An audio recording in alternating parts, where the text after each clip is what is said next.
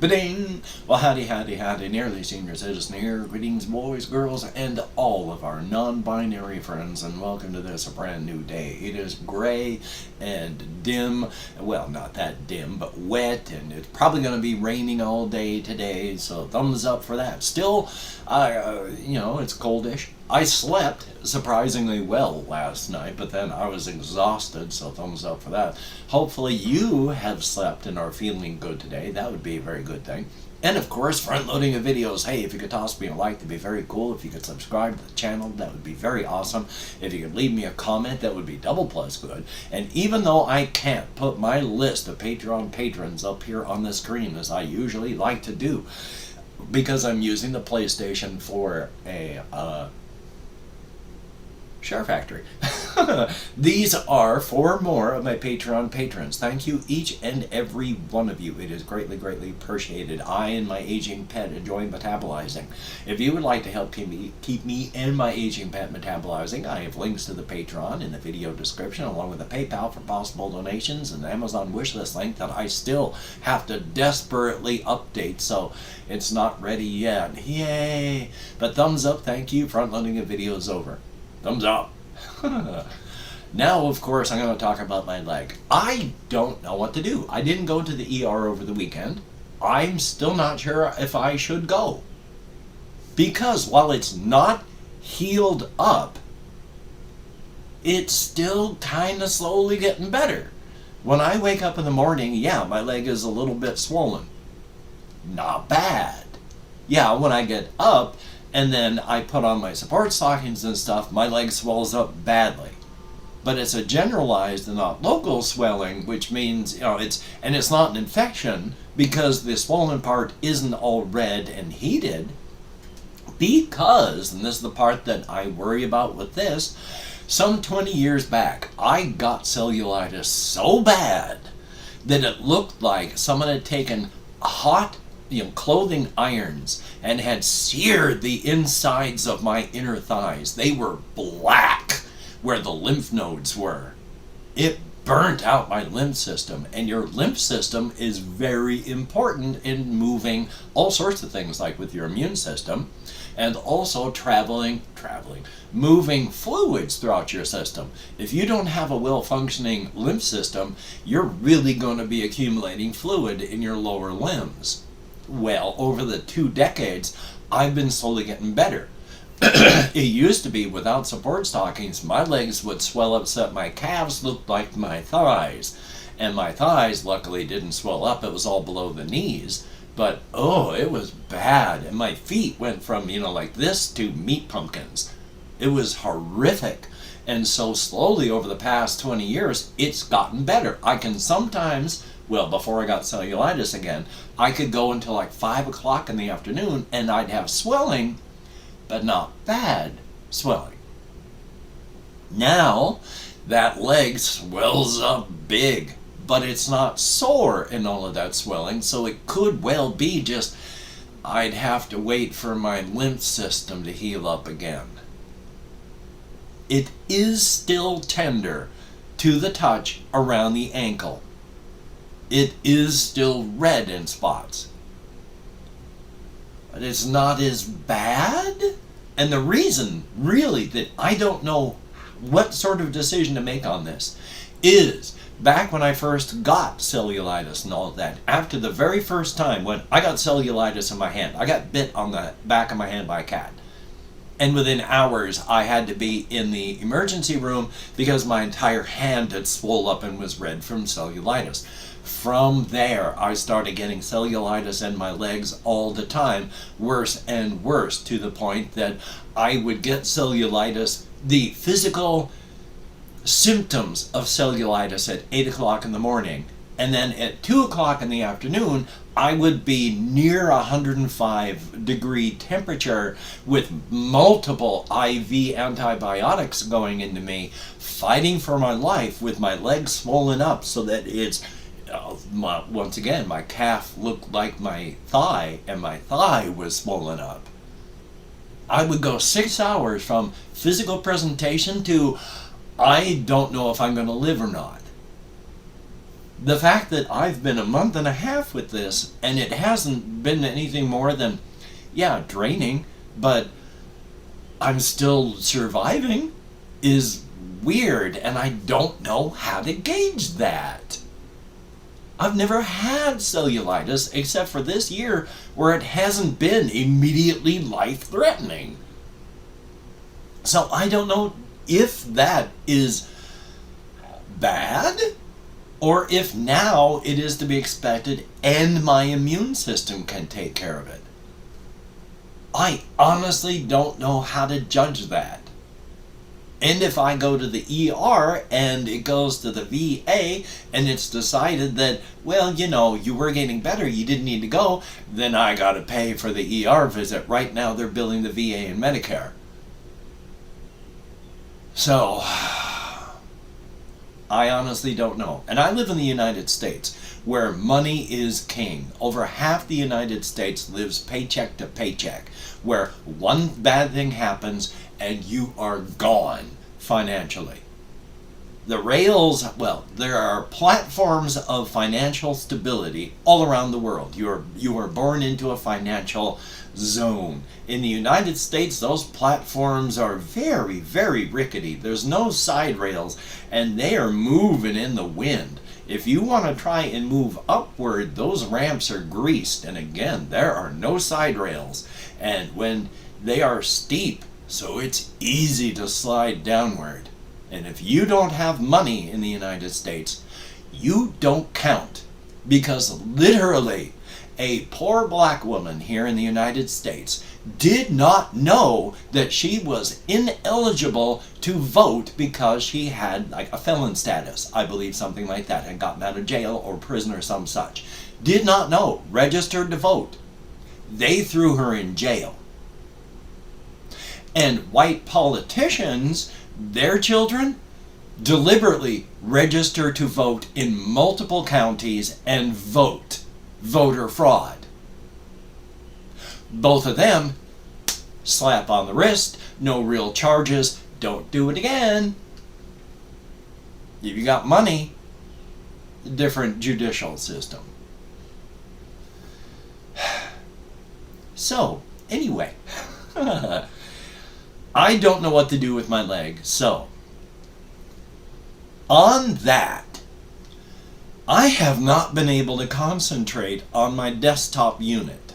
My computer is still dead right now. I don't know if the chip that I have been given is good. I may have damaged it trying to put it together. I don't know if the motherboard anymore is good. I may have damaged it trying to put it together. I am afraid to check it out because I put it together and at least it booted, but then it stopped and locked. I tried to troubleshoot it, it doesn't even do that. I'm afraid to open it up again for fear that I just plain set it on fire.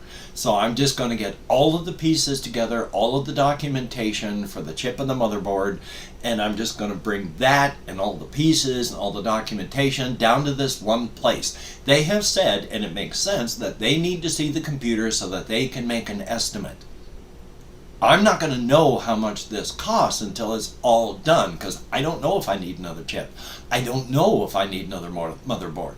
But when I take it in there, I don't have any money to fix it. So I am going to, as soon as it gets to the repair place, going to have to start. They'll give me an estimate. I'll at least have an idea, and I'm going to start having to beg and ask for help, and it's all going to go into one spot, and I'm not going to touch it for anything but that. Oh my gosh, the laptop is great. It's awesome. But even with that, I still feel claustrophobic. So, yay. I mean, it's a first world problem. Here I am trying to fight homelessness, and I'm worried about my computer. So, thumbs up. It is a first world problem, but with my conditions, I have such strong social anxieties. Where I am on my autism spectrum, I find it very difficult to deal with actual people, because I don't know how to human being well. I can mask well, and once I get to know you, I can do well. But just first time meeting and just standard people out there, unless we have a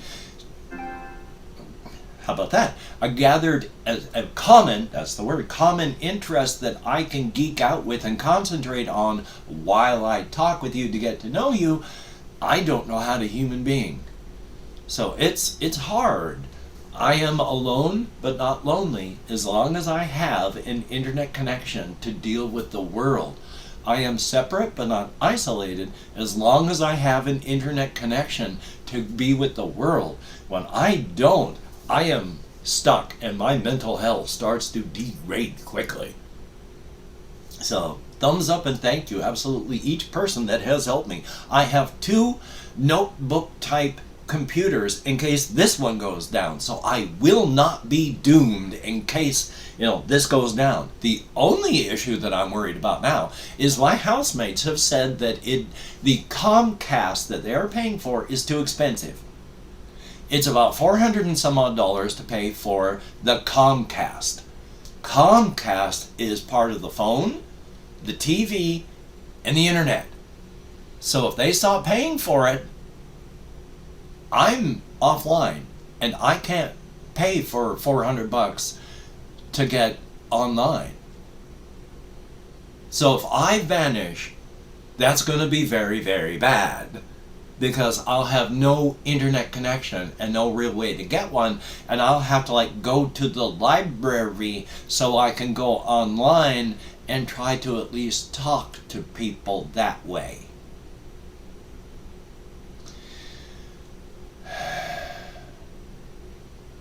So we shall see what happens.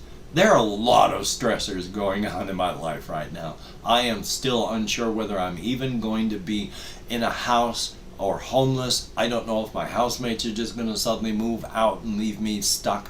I have no ideas. I have a lot of mental and physical stressors with my leg and stuff.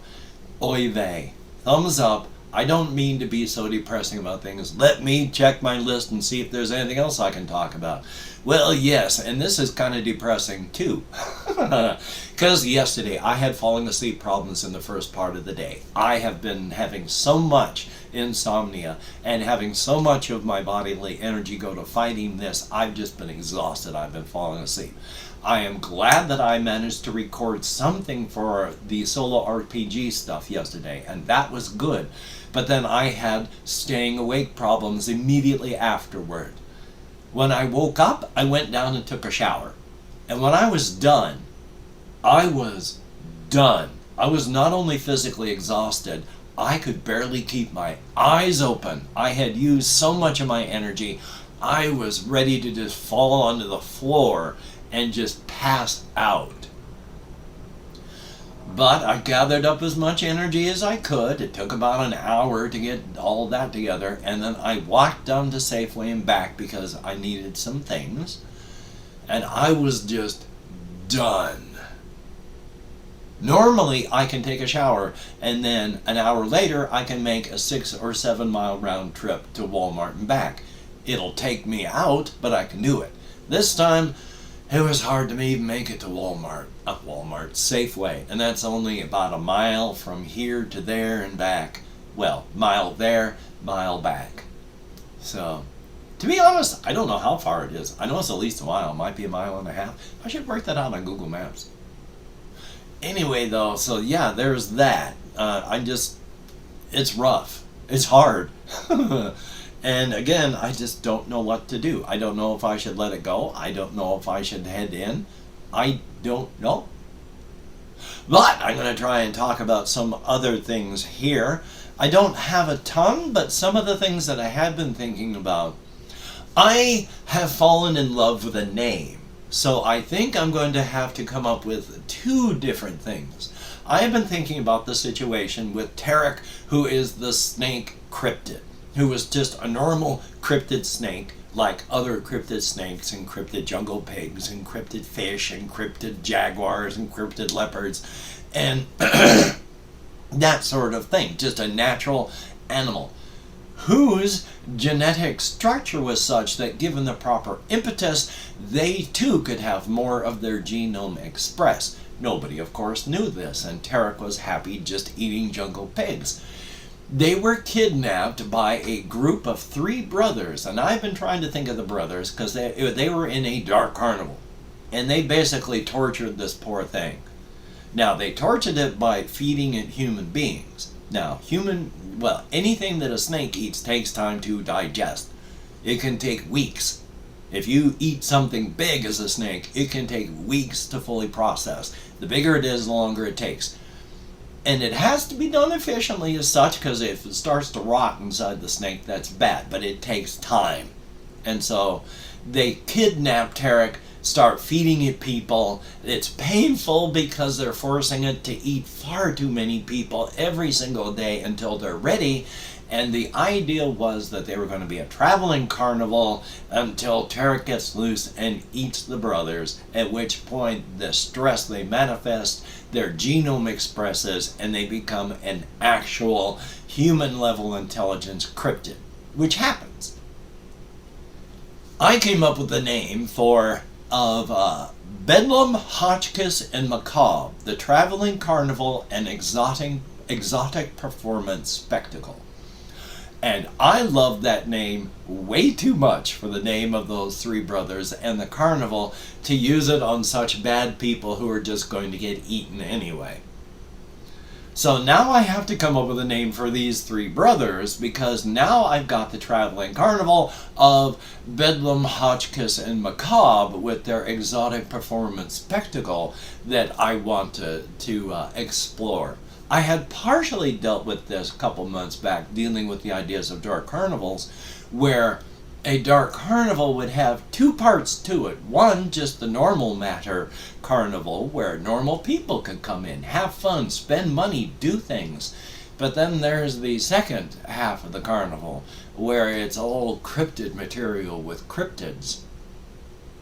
And if you can see that, well, either you're a cryptid coming to check out the carnival, or you're a human being whose third eye is opened and you're coming to check it out, or you're a person who is right on the edge of your genome expressing and either becoming a cryptid yourself or having your third eye open, which, if you remember within my setting, is actual genetic defect. You were supposed to express and become a cryptid yourself, and everything happens except there is one chromosome that fails to express, and the whole process is a cascade of events.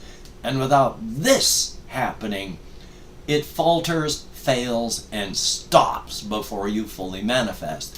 Everything happens to turn you into a cryptid except your normal body. Your human body doesn't transition to cryptid form.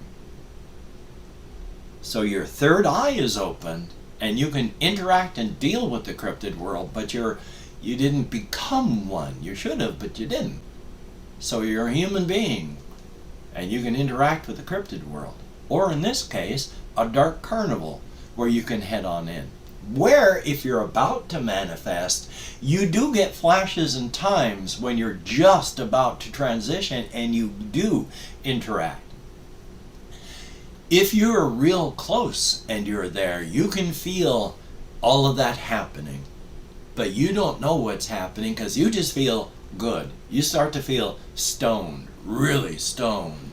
Because you're starting to take in not just normal experiences, checking my time, not just normal experiences through your normal matter senses, you're starting to soak up stuff through your extra-universal organs and sensory organs. It's fun not being able to think. And all these, and you are getting new inputs that are starting to overwhelm your normal matter brain. You feel good. You feel stoned. You see, nice little spitting there. You see things that other people can't see, but you're just wandering through it. So yeah, when you get there, of course, you will see things that other people can't see. And you go in and you experience these things that others can't. It's an interesting way to go, especially when they start rewarding you and welcoming you to your new world and offering you free bits of hamburgers from the concession stands. That, yes, it's made out of people, but unless you know anyone from the town 30 or 40 miles over, it's nobody you know. Eat up. I suggest that you go light on the barbecue sauce. Human meat really doesn't need too many condiments to be delicious. Eat up. And so, yeah, you wander through these dark carnivals like that. And now I really have to concentrate on the three brothers, Bedlam, Hotchkiss, and Macabre, and their traveling exotic performance spectacle. Thumbs up. And real quick, of course, I've talked about this before, but on the inside there is the equivalent of the internet. It is called the ThruNet. On the ThruNet there is one group of people who do the Proctor and Heath. It is, as stated, it is being a wholly futile attempt to catalog absolutely everything about everything. And it is basically a Wikipedia, except it has the full weight and resources of the Crimson Kingdom behind it. And the Crimson Kingdom has infinite wealth and resources. But they insist on having zero editorial control. Thumbs up. And of course, I've opened up 24 hours worth of comments in my community tab. Going to go through and thank however many people have left me comments in the past 24 hours. If I mispronounce the username, no disrespect is intended. And even though I count American Sign Language, it's basically for stimming purposes. So, let me call up my full chrome here. We have, take out my glasses so I can see at this distance. It's Relit, thumbs up, thank you, and I hope to make many, many, many, many more of the solo RPG stuff. Thumbs up, good to see you. Floramu, greatly appreciated. And people are making excuses for Sunny V2's transphobic video about Chris. They're saying it's a bad take because he rushed it out. Even though they're also saying a lot of, these are really weird takes about it. So, I don't know. We have JAYY, greatly appreciated, and thumbs up. I hope you continue to enjoy my works here. Clancy R, thumbs up, thank you. And oh boy, I need to stop running away in Bloodborne. You need to be aggressive in the game Bloodborne, and running away from Father Gascoigne is not being aggressive. We have Stephen Blanchard, thumbs up, thank you, greatly, greatly appreciated. Jesse Koskinen, thumbs up, thank you. And they are, so I want to show off Alone Against Fear. So thumbs up. Blue Toad, well, happy Sunday to you too. 77 Arcturus, well, it's good just to see you. Thank you for showing up. When I get to see names and I get to know people, parasocially, I hurt when names vanish. I mean, I shouldn't, but I do. So it's good to see you. Thumbs up and thank you. We have KLMI97, I sure hope that's good. Thumbs up, thank you. Beyond the Capsule, greatly appreciated. Thumbs up, and hey, you never know what's going on with the way life works. And thank you, each and every one of you. You get me out of my head, into the world, dealing with real people. Thumbs up, and thank you much. Well, it is today, and I am not sure if I'm going to be walking to the emergency room or not. I don't know if I should go take care of that there or not. I mean, it's hurting and it's still swelling and it's still red, so maybe I shouldn't just let it go. Hopefully you can get done the things that you would like to get done. That would be very, very good, a definite good thing. And so, don't beat yourself up. Just have a day. Do the best you can.